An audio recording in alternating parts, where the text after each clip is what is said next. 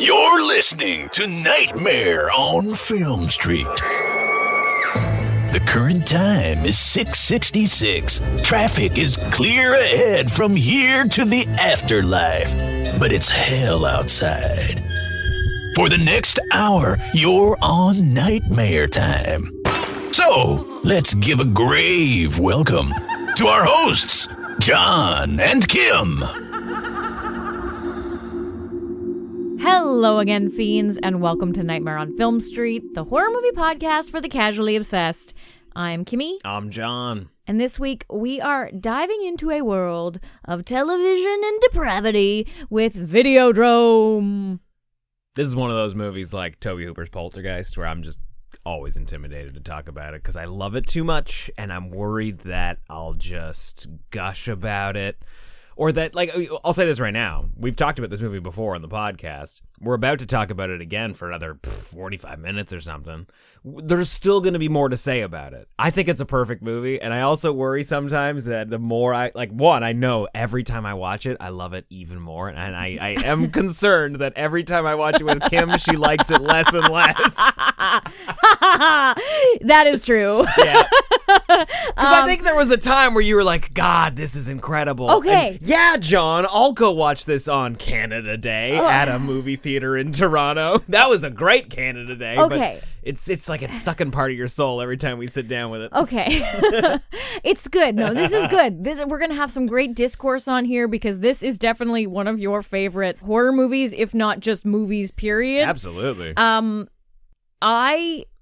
Every time I watch this movie, I feel like an idiot, maybe? No. I feel like I'm too stupid for it. I'm like, am I too stupid for this movie, or does it just not make any sense? You know what? I'm glad you said that, though, because there are definitely two ways of talking about this movie, and I really wanted to try and, as a person who knows that it's going to be my fault that we get into type number 2, I'd like to focus on just the dumb good stuff about it for a while. Like the dumb special effects and stuff. I do not think you're too stupid to get the movie. Oh, I know I'm not too stupid for this movie. I was just making a polite point. What's your polite point? The movie doesn't make sense, John. It does. Okay, it has an unreliable narrator, and it forces you to live in the world of that unreliable narrator. Okay, so I don't outright dislike this movie. I do like this movie. Yeah. It does take a little bit out of me every time I watch it. That's though. great.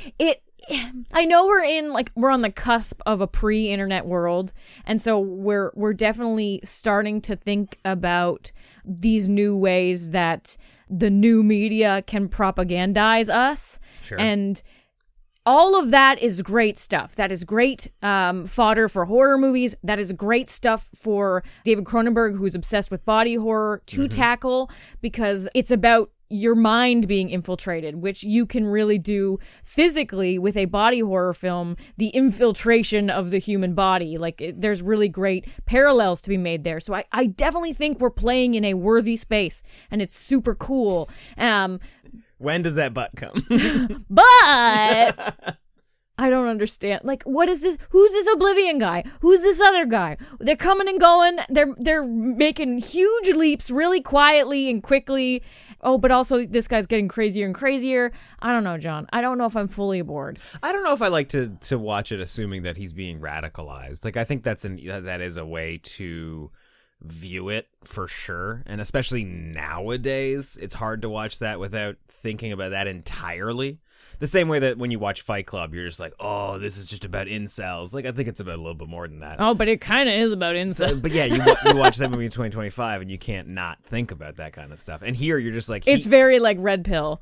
Let's not get into it. Okay, I'm just saying. I think that it has more to do with media, how media affects you, how media creates a new environment that you live in that you don't necessarily recognize, and how that environment can be manipulated and usurped by any corporation that wants to take advantage of you. Mm-hmm. I don't think it's trying to make shooters out of people. and to turn... They make an assassin out of James Woods. What the fuck are you talking about? They give him a belly gun. But I don't think the goal is necessarily to turn everybody into those types of people. I will say I don't know what the ultimate goal is for whoever owns or controls Videodrome. Because I know that they want to release it to the world. Yeah, okay, we just like break down the plot because I need you to tell me A to B to C to D, where we are and where we go and where we end. Because things happen and I question them. Well, it's because it starts so easy to follow and then becomes like, is this? It's like, and then it gets to like the I am the video word made flesh. You're like, whoa, we took 10 steps forward. Yes, long live the new flesh, and you're like, what? So the beginning we're in this space where it's like, ooh, we're talking about like violence on TV and like how we're just getting like more depraved and like when will it stop? Because we're at the point where this small TV producer discovers this snuff footage being broadcast like on this like obscure signal, and he's like, ooh, we need to buy this, we need to broadcast this shit because it's way more risque than the stuff we're already showing, because these like softcore dildo shit ain't it. I also love that when he first sees Videodrome, he is recognizing it as a producer. He's like, we never leave this room? Oh, this is incredible. It's just one set. And like there's no production value to this show. Like that's his immediate first thought. But yeah, he's hooked. I feel like I'm going to be in The Stuff for TV, the movie The Stuff, with a TV version of that. And we kind of are, but it's tackling these big, huge concepts that aren't necessarily tangible. Okay, sure. Yeah, no, and I think that's kind of the sneaky brilliance of a movie like Videodrome, because it does not start out telling you we're focusing on large societal conditions or themes, right? Mm-hmm. Like it sort of takes the back door to that in the third act.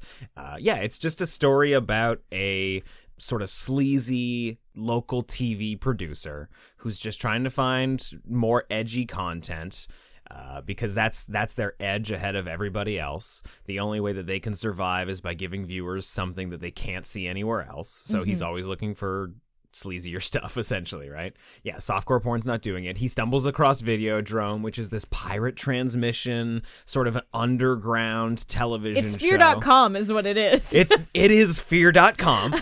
And yeah, he becomes obsessed with it, and he wants to know how to acquire the rights to it. You know, as he sort of investigates what Videodrome is and who's making it, he comes across these weird conspiracies and these sort of underground groups that are responsible for it, and uncovers a plot where they learn that the Videodrome signal creates tumors in people's brains. The tumors... Cronenberg loves a new organ. He does. He really, really does. And, you know, part of that, I think, is that tapping into those, like, larger concepts about what media does to your brain and to a person.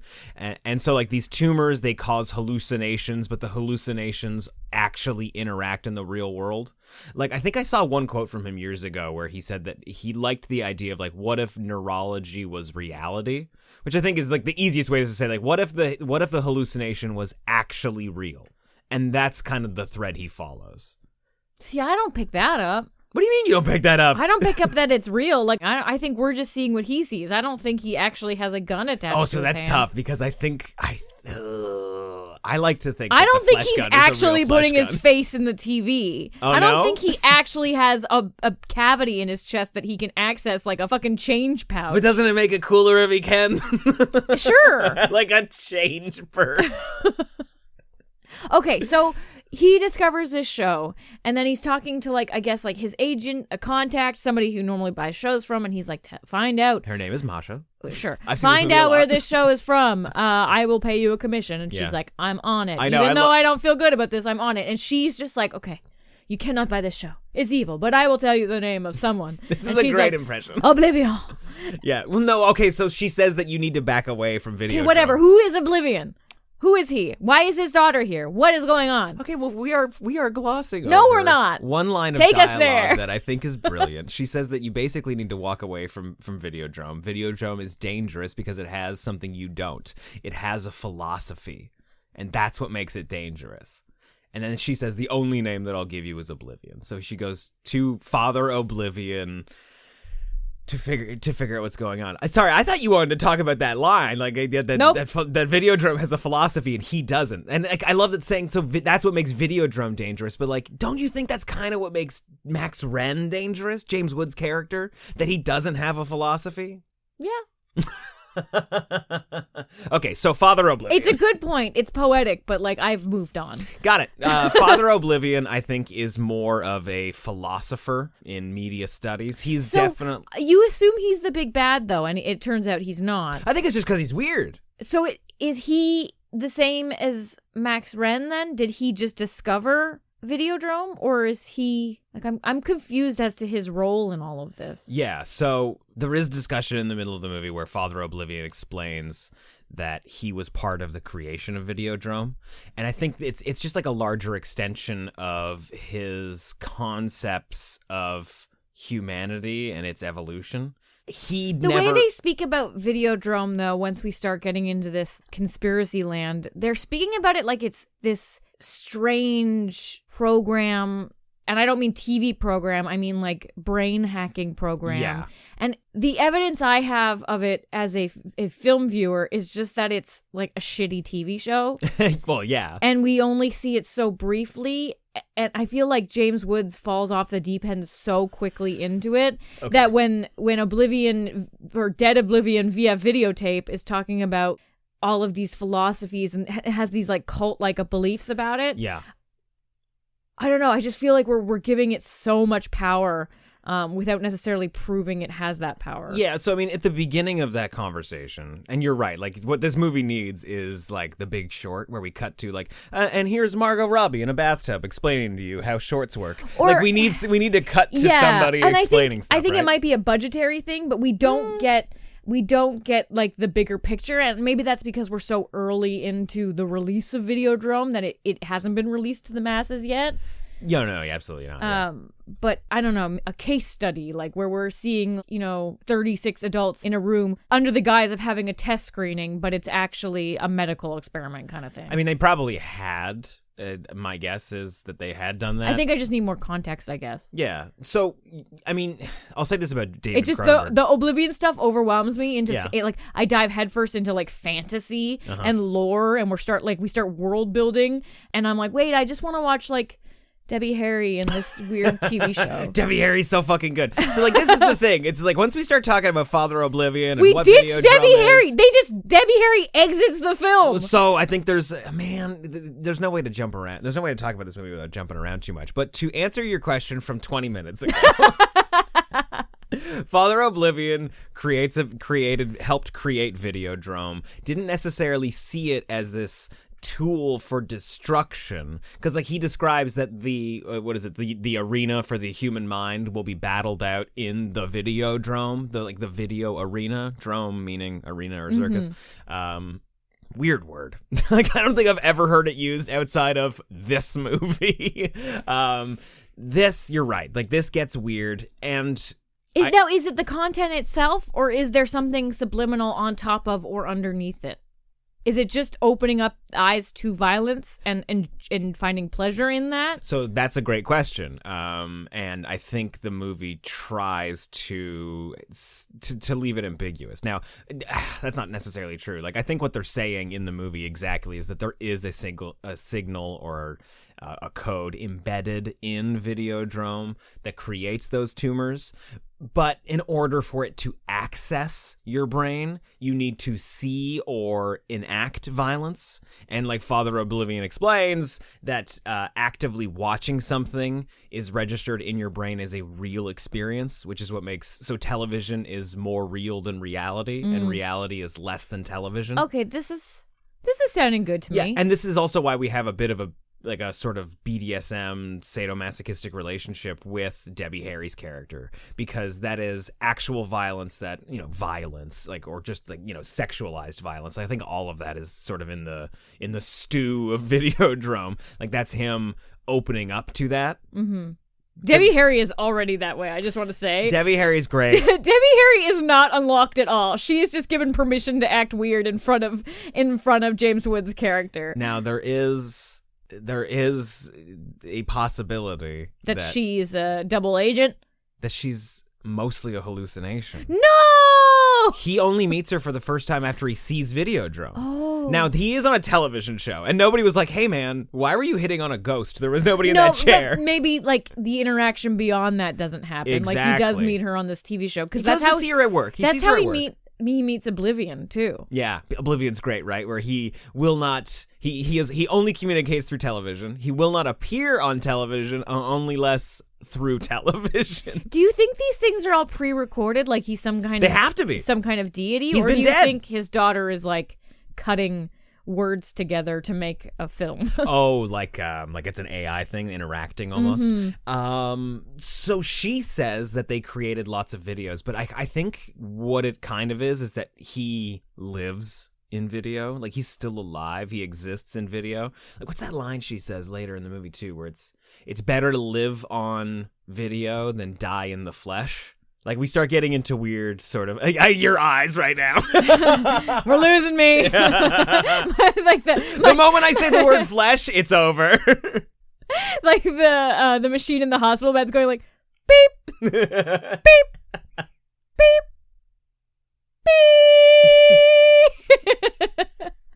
Yeah, I get it.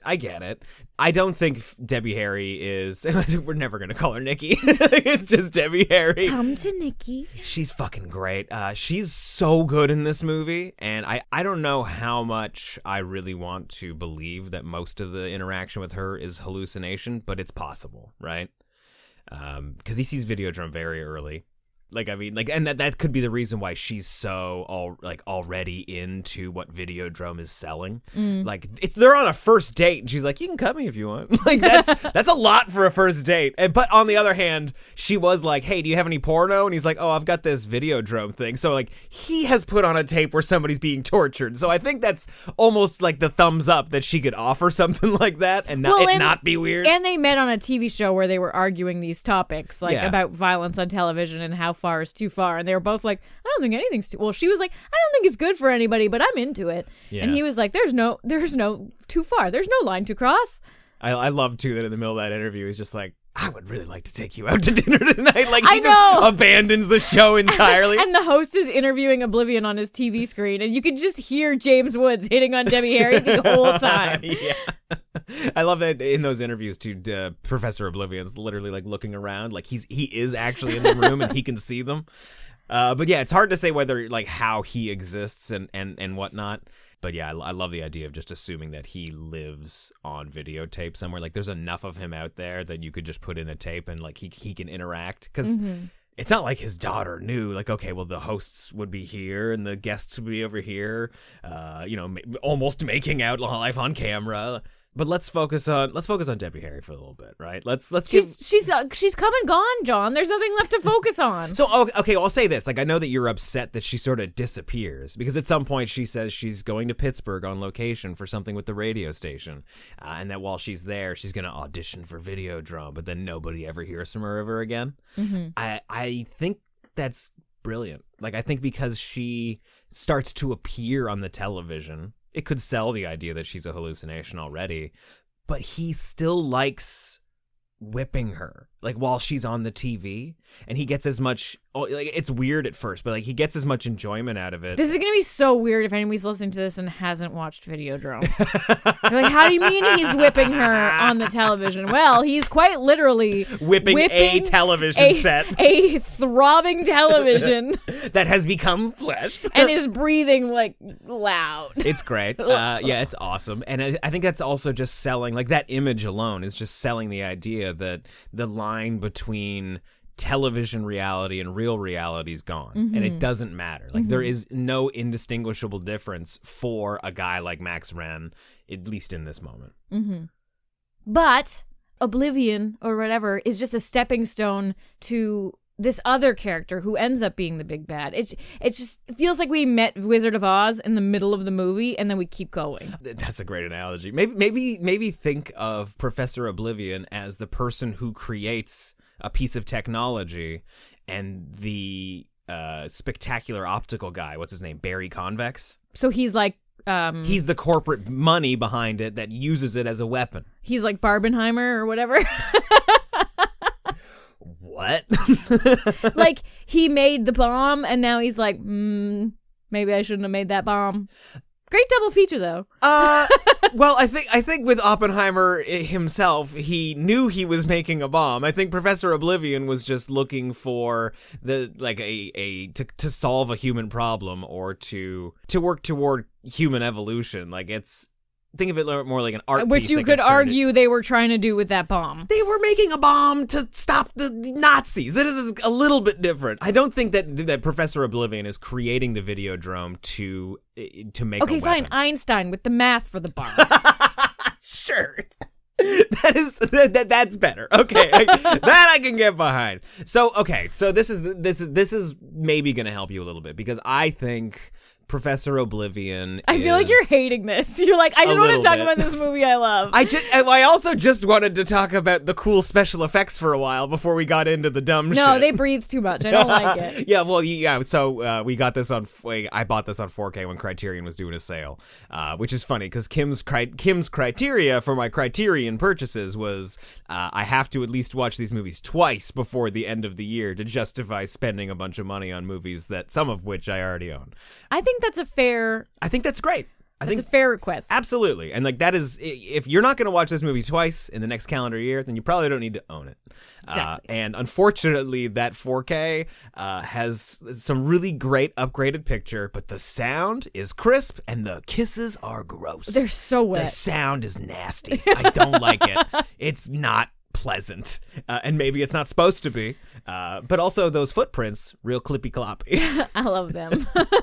So Professor Oblivion, let's get back to it. Let me pull out the whiteboard, get the red yarn out. Now, Kim, as you can see over here, Exhibit A is Professor Oblivion, who I think is a surrogate for Canadian philosopher. He taught at the University of Toronto, Marshall McLuhan. Oh boy. Oh boy. We're getting real world with this. No, they 100%. Like it'd be weird to think that he wasn't. Marshall McLuhan is the guy that sort of invented that term, like the medium is the message. And which is a lot. And I'm not going to sit here and pretend like I fully understand Marshall McLuhan. It's very dry stuff. To be fair, I do think this is easier to understand now that we're in a world where we're now starting to realize, maybe a little too late, that our social media is compromised. Yeah.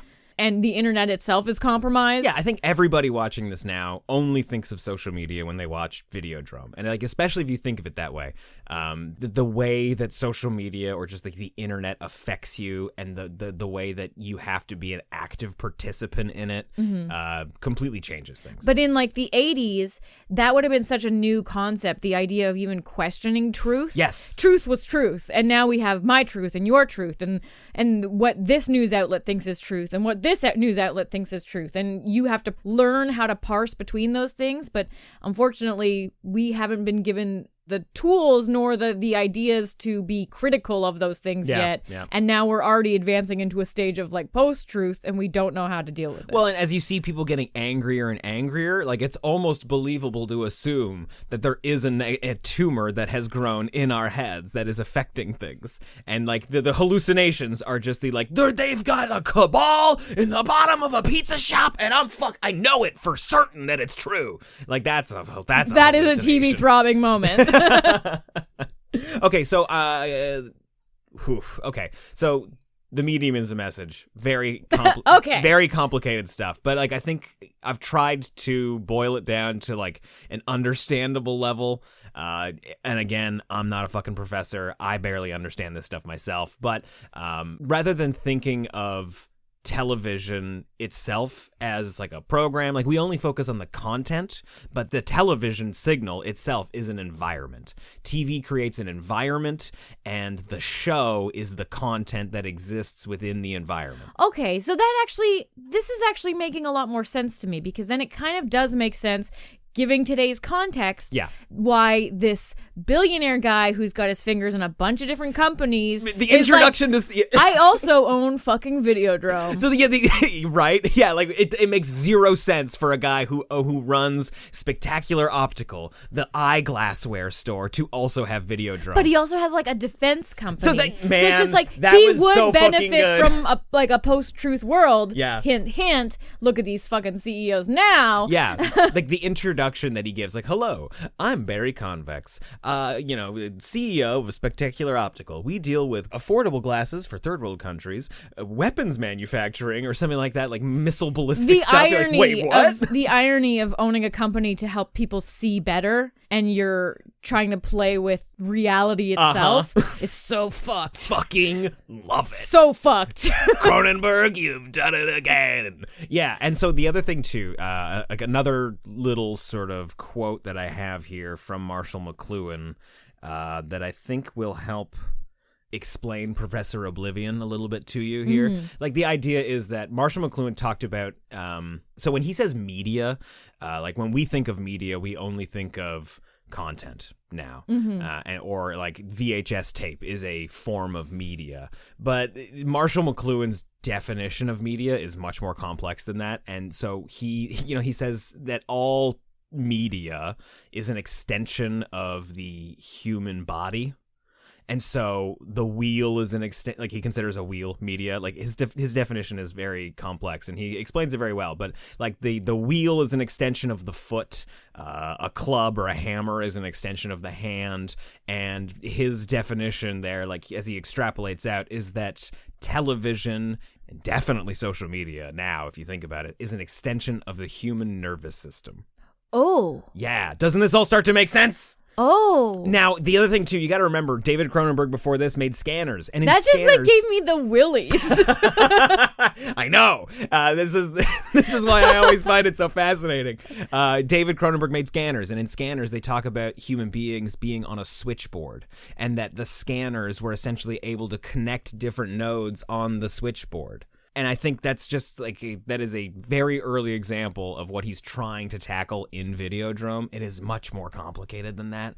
And also like the cathode ray mission that Professor Oblivion created. It's The sort of what? Oh, yeah. The chapel or whatever. the soup kitchen that he makes, where they're just giving out food to homeless people. They're giving them a place to stay, but they're, as an act of charity, getting them to watch television because it's plugging them back into the societal switchboard.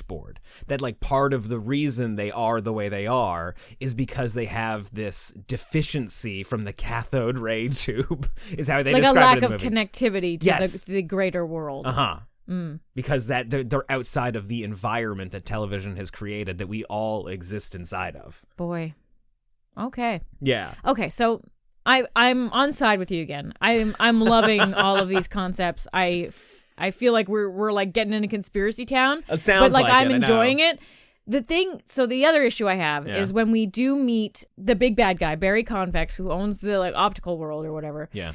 He meets James Woods' character, Max Wren, when he's like peak of his mania for Videodrome. And he's like, oh, we're just going to put this helmet on you and we're going to record you hallucinating for the data or something. Yeah. For whatever reason. And there's never a moment where we see him take the helmet off. And from that Doesn't that point drive on, you crazy? From that point on, the movie gets super crazy and I don't believe any of it's actually happening. I think I'm going to stand by that stance. That I don't think any of the ending of the movie happens because like all of these assassinations and stuff are done post-helmet.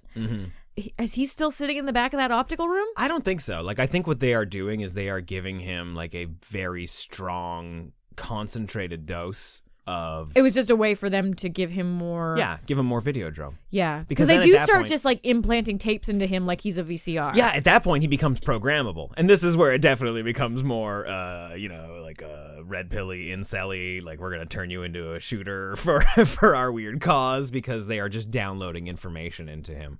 And I do... Well, he's not getting any feedback from the outside world now. Like he is solely getting media in his It is change pouch belly. It is change pouch belly. I love that they force him to kill his partners, so that way essentially they have complete access to channel 83 Civic TV. Mm-hmm. That way they can use that. That's their ultimate goal. Is they want to broadcast Videodrome to everybody. They want to give everybody these tumors that will create the hallucinations.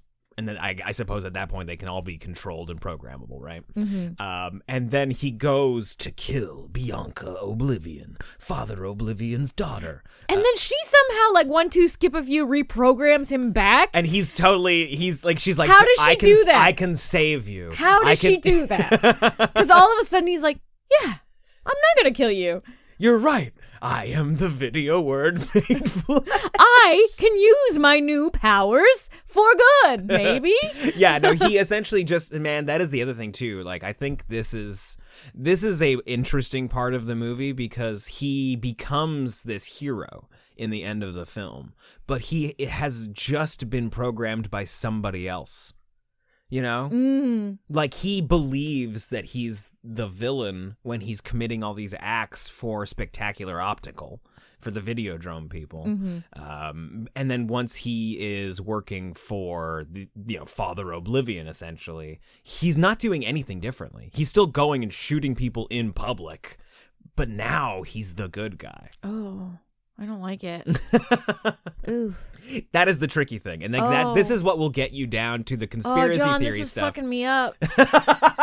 Man, it's too early for this. So, but also, like, I think that at the end of the movie, like, we do start to get into like these really strange sort of sacrificial moments where he is kind of like a new savior.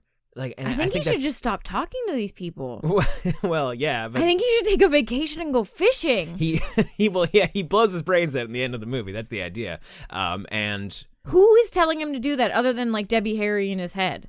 Like, who benefits from him killing himself? Because she keeps saying like he's going to transcend his human body, which I call bullshit on that Debbie Harry vision. So who benefits from him killing himself? Definitely Videodrome at that point. Like, I think the signal itself has taken control. Now, I think you could, if you really want, you could look at this as a weird sort of like unholy trinity, especially given that we have a character named Father Oblivion. Is his name actually Father Oblivion? You were calling him Father Oblivion, and I was like, is it Father? Isn't it Father I think Oblivion? it's just because we're talking to his daughter. Let's look at Videodrome. Her father is Oblivion. Wow, if that's the case, then I've gone way off the deep end on this one. You've been drinking the conspiracy sauce, John. Okay. Yeah, I think this is all me. Yeah, it's Professor Oblivion. It's her father. But yeah, I don't know, man. Because also the image that we see on the television when she shoots him, like we see his chest and it has all the wounds on it. It feels very sort of Passion of the Christ. Well, and they're very clear when he goes into this abandoned area of the harbor that he's going on a condemned boat. There is no console TV on this boat. No. Not only is there not a console TV plugged in and powered, there is no console TV. No, but he has to see himself on television shooting himself in the head before he will do it, which I find fascinating. The really hard thing to tiptoe around when talking about this stuff in Videodrome is that you can hear, like, I can hear myself building an argument for people to say that horror movies are bad and that exposure to horror movies will make you a bad person, right? And I think David Cronenberg's playing with that a bit, especially because of his... I honestly, I thought that was the kind of like the argument space that we were playing in the beginning, you know, like how they say now, like, video games are bad and it's observing violence is bad. And I guess maybe that is still part of it. Like, I do agree with the points that, like, your body, your brain, your DNA, this is all still such new stuff that we don't understand in our subconscious, like down in our roots and core, that it's not real. Absolutely. Like, it's the reason why some of us cry a lot at movies. I cry a lot of movies. Why some of us are really scared in movies. But also why and why people watch porn. Well, yeah, sure. But it wouldn't work if we didn't think it was not real. And isn't that fucking fascinating. I mean, like, we always focus on like the darker aspects of it, like why you would get sort of like worked up or angry watching the news or something. Like, everything is manufactured to make you feel a way, but literally the delivery system itself is already part of the problem. And like, I think that's a reason why he's a TV producer and not a film producer, because movies are different, like have a different environment than television, because television asks for you to interact with it. And like, you're kind of an active participant. Well, I don't think like Law and Order SVU is, but sure, yeah, like the news and public access TV, absolutely. Okay, well, I'm just pulling off of some Marshall McLuhan stuff. I have brought up some quotes here if you'd like to hear some of them, because they sound indistinguishable from the Professor Oblivion stuff. So the thing about this, though, that's like freaking me out is like, I'm starting to believe some of these things that you're saying, and like I'm starting to be like, oh yeah, this is all plausible stuff, and it sounds like such conspiracy gobbledygook. I'm like, I feel like I'm falling for conspiracy stuff. Okay, well, like, the fact that it sounds so crazy, but I'm like, but wait, you're talking some sense. So I'll say this, Marshall McLuhan, the stuff that I've read, because like, we are talking about it in the context of Videodrome, and we have recently been watching a documentary series from Adam Curtis about how awful the world can be. We've been watching a lot of stuff about like economies and communism and Russia and the rise and fall of everybody's governments ever. It's been real dark over here. So that's tainting some of what you're hearing here. Like, when I read some of the Marshall McLuhan stuff, he's not necessarily criticizing or saying that this is dangerous. He's just addressing how we interact with it, and that we don't necessarily look at it the way that it exists in our own psyche. What? So, sorry?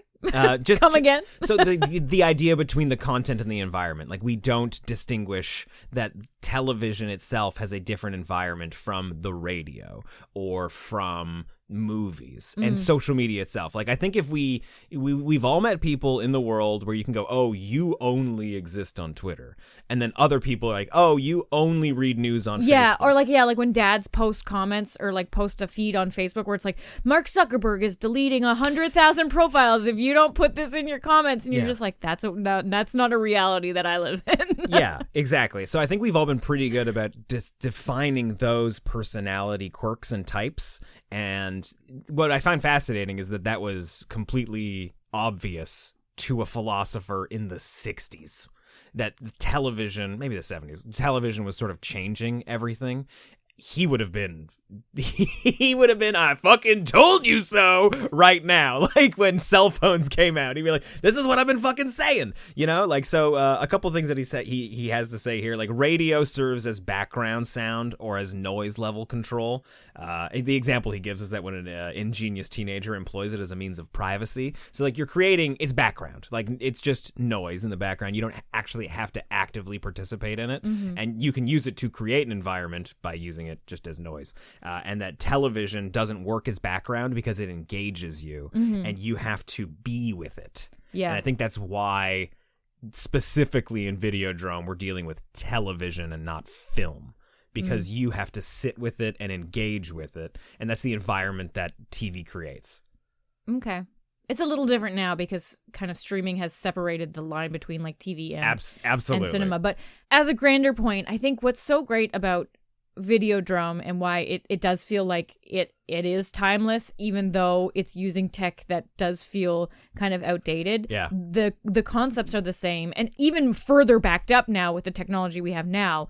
What I find makes it so successful as a horror movie, and also as like a horror movie that's political in a sense, is that the first time I saw this movie, it was like, wow, this body horror is crazy. Same. But humans are not that malleable.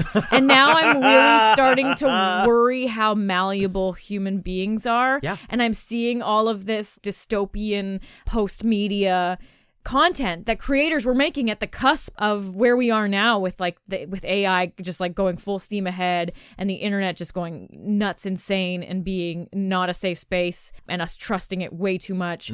And then I'm just like, this is body horror. Oh yeah. So like this is why like when people check we out, are growing the organ. right? Exactly. And I feel like a crazy person. This is why people check out of social media, where they're just like, oh, I'm turning off my phone. I'm not going on social media for 2 weeks. I'm taking a social media vacation, because you actively feel different afterward.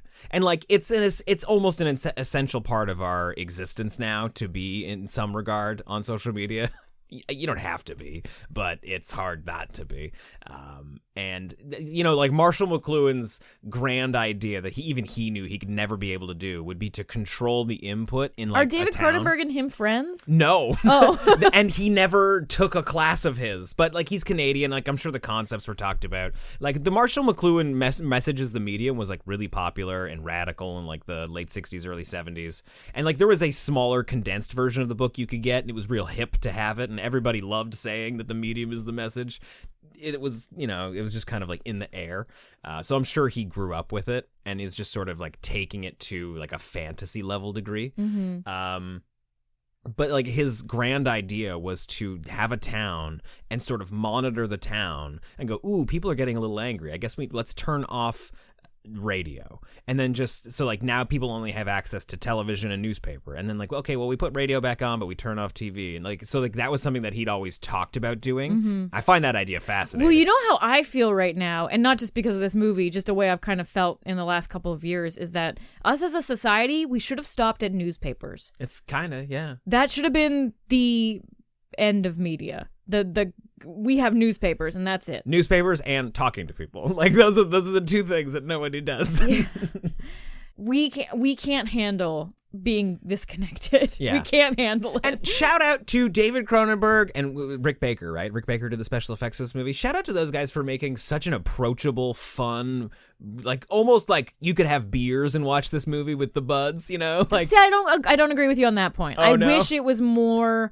I wish it could stand more on itself as just a horror movie. Like Scanners, you mean? Then, yeah, like The Stuff. Oh, like sure. The Stuff is fun and it's weird and it is very much telling you a pointed message, but you can watch it and just be like, haha, the marshmallow is eating everyone. I think this you're one right. You're just like, this movie's so horny and angry. Yeah, okay, sure. I mean, like, and that's it, but isn't that also kind of the message of Videodrome? Like, doesn't it get you in with sex and violence, and then something awful happens, or like something different That's happens? fair. That's a good point. Like, I think the construction of the story of Videodrome kind of matches. Like, we got what Debbie Videodrome is. Harry. Yeah, and then they rug pull her out of the movie. Man, I love that she's talking to a voice on a tape when he goes to see her in the radio station. She's not even dealing with a real caller. God, that's good. Oh, it's not even a live caller? No, because like she's like having like, lover, please go get help. And then, you know, like while they're doing the call signals for the Cram radio station, it's C-Ram is the name. So anyway, she pulls out a tape and she kisses it in front of James Woods to show that it's completely fake. Oh, wow. Yeah. I missed that. Fabricated environment. Not. John, I hate it. Well, then I'm scared more today than last night when we watched the movie. Then let's go out on this quote from Marshall McLuhan. Canadian-born and raised philosopher, studier of media stuff. And sounds like, what if I just read a conspiracy theorist Marshall McLuhan? Yeah, right. What if I just read a quote from Professor Oblivion? That would have been good. Yeah. So here's a quote from him. Once we have surrendered our senses and nervous system to the private manipulation of those who would try to benefit from taking a lease on our eyes and ears and nerves, we don't have any rights left. And that's your dose of optimism for the week, guys. David Cronenberg is... Long live the new flesh. Long live the new flesh. Oh, It's like, I think it's very interesting that you say that, because I don't think that it's a point of optimism that he says it at the end. Like, you would say, like, Vive la Canada, or Vive la France, right? Or just... USA, USA, and it has an inherent optimism to it. But like to say long live the new flesh, it doesn't feel like it's good. That's not an optimistic. No, that's not an optimistic statement. That means like it's inevitable. You are already changed. You don't know it. You're already changed. Oh man. God, I love this God, movie. you know, it's good that every time we watch this movie, it's for the podcast and we can talk about it this in depth afterwards, because I came in here today being like, I'm going to give this maybe a 2 out of 4. Oh, yeah. I didn't understand it. Who is oblivious? Why are we talking to him? What'd you bump up to? What we got? I 4 out of 4, man. Fuck yes! Guys, that's a win. And I'm not happy about it. That's a win. I'm so scared right now. Just focus on Debbie Harry and that weird inflatable TV with the veins and shit on it. The special effects in this movie are astounding. I'm gonna go make some candles. All right, well, that's it for us this week. Believe it or not, this has some connective tissue with the other movies we've been talking about. And if you can guess what the secret theme is for this season of Nightmare on Film Street, you're gonna win yourself a cool little prize pack. Hit up the link in the episode description right now and send us your prediction. That's it from us this week here on this alternative form of media that's definitely influencing your brain. I'm Kimmi. I'm John. Stay creepy. It appears you made it out alive, but we'll get you next time. Help us to grow the horde. Leave a 5-star review on Apple Podcasts or wherever you subscribe. More terror can be found lurking on our website, nofspodcast.com. Until next time, stay creepy, fiends. We're making a strong case for just being farmers in the woods. I just want to say.